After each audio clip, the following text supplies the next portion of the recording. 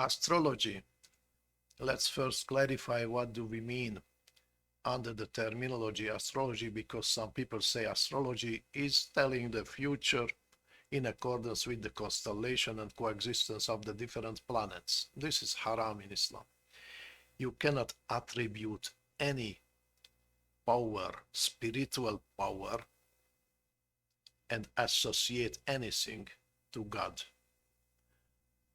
Allah subhanahu wa ta'ala alone has this spiritual power to have an impact on you and or on every creation. These planets are physical bodies. They have no spiritual power at all, but they have physical power. And this physical power can have an influence on our being and our life. That is true, but this is a different science and different subject. And taking into consideration the coexistence and constellation of these planets, people can make calculations, can count distance, time, anything, and that's what Arab and Muslim scientists did in the medievals, in accordance with the ayat of Quran. Allah is suggesting us to use these physical constellations.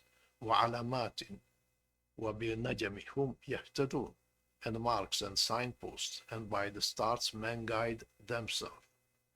And also in the Al-Rahman Surah, Al-Shamsu wal-Qamaru bi-Husban, the sun and the moon follow curses exactly computed. That's what Allah is suggesting us to use for our own benefit, to calculate. What physical impact these planets have? For example, the moon.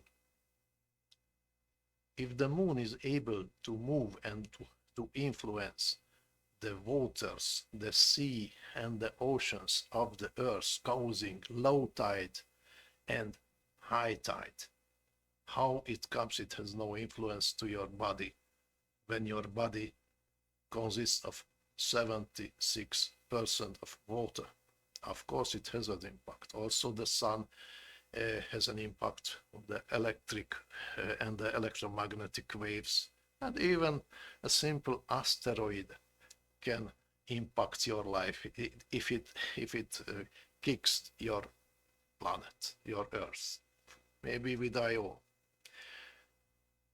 And we have to calculate mathematically, physically, everything in order to use and to save our life, or to utilize it, or to avoid their negative impact. But the real power is in the hand of Allah subhanahu wa ta'ala.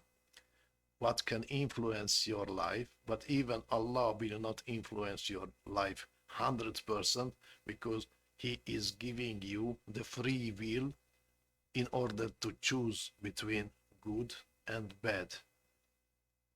And finally, you will be the responsible for your decision.